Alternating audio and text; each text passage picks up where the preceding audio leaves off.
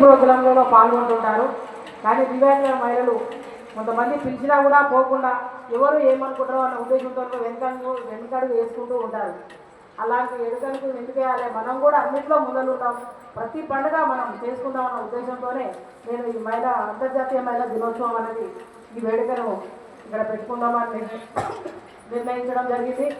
ఎందుకంటే ఒకప్పటికి మనం పుట్టక ముందు అసలు మహిళలకు ఎలాంటి అవకాశాలు లేకుండే, 1996 వరకు అసలు 10 దినాల లెక్కలు కూడా లేకుండే, ఎట్లా వెట్టి చాకరీ అనేది చేయించుకునేది. అప్పుడు మహిళలకు సమాన హక్కు కావాలని పోరాడి దాన్ని వెలువరిగి 1975లో మనకు ఓటర్కి కల్పించుకొని ఆ తర్వాత సమాన హక్కులు సాధించి ఇప్పటి వరకు ఆ తర్వాత దివ్యాంగమైన మహిళలకు కానీ దివ్యాంగులకు కానీ ఎలాంటి చట్టాలు లేకుండే 1995లో మనకు చట్టం ఒకటి రూపొందించుకొని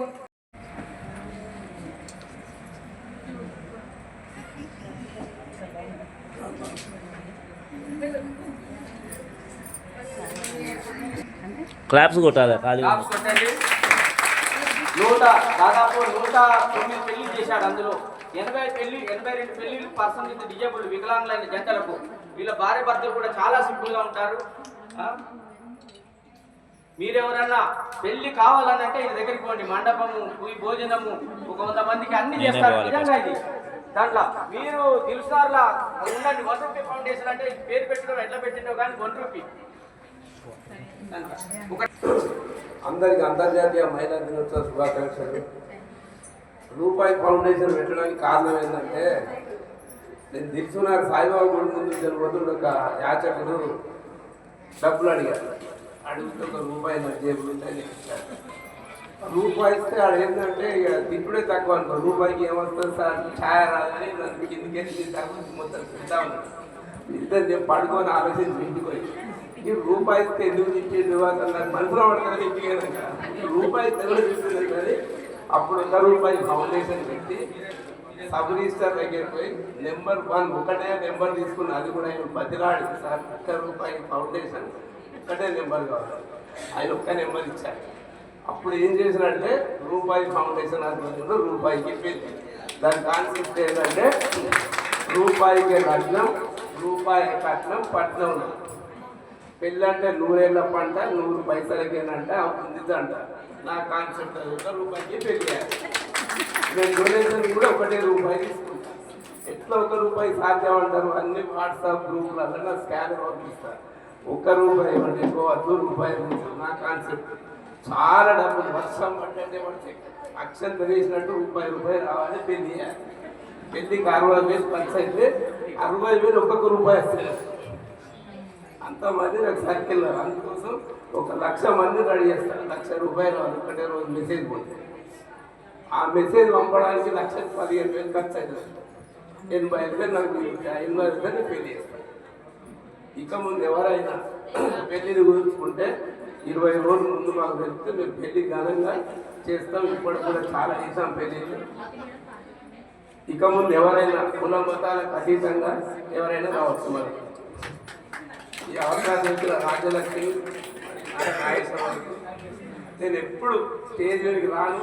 నా గురించి తెలుసు, అందరికీ తెలుసు. ఎప్పుడు సన్మానాలు చేసుకొని రాను. ఇది ఫస్ట్ టైం నాగేశ్వరరావుతో మేము ఎప్పుడు పనులు చేసుకుంటాం కానీ స్టేజ్ దగ్గర.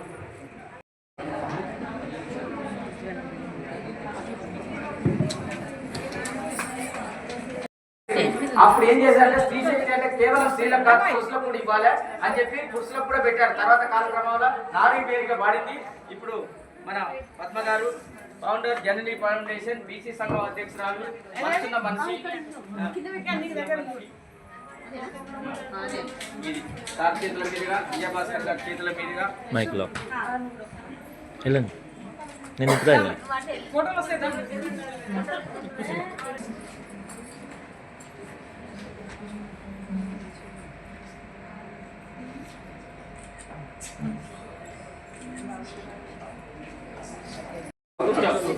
ఏం పేరమ్మా?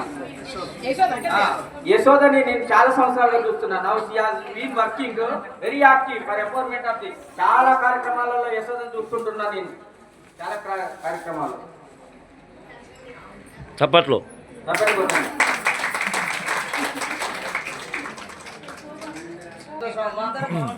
ఆ విధంగా నేను ఉండాలి. మన మహిళలు అందరూ మహారాణుల్లాగా ఉన్నారు ఇక్కడ.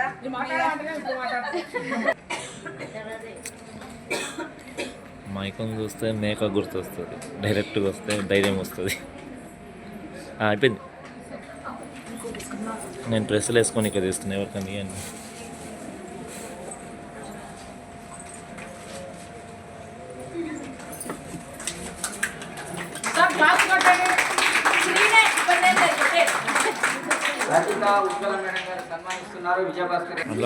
పళ్ళ పని కళాకారులను కూడా కొట్టేయండి. పోతున్నాం మేము, అందుకే కదా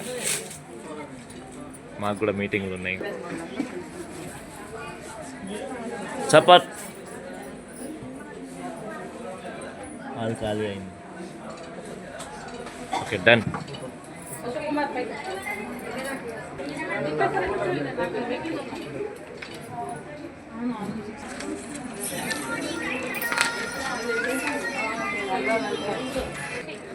ఓకే ఓకే, మీరు పొడుగున్నారు, ముందు ఉండాలి.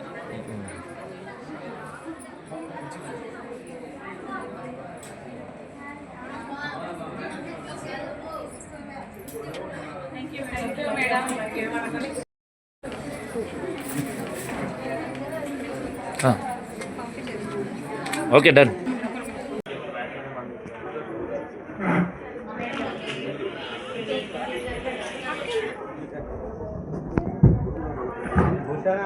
ఇంతసేపు వ్యాఖ్యానం అందించినటువంటి తన మాటలతోని చక్కగా అందరినీ ఆహ్వానించినటువంటి నాగేశ్వరరావు సార్ గారికి ప్రత్యేక ఒక్కసారి ఇక్కడ ఉన్న వాళ్ళందరూ కూడా పెద్ద చప్పట్లు కొట్టాలి. తన వ్యాఖ్యానంతో అద్భుతమైనటువంటి ప్రతిభ చూపించినటువంటి వారికి కూడా సన్మానం ఉండాలనుకుంటున్నాను.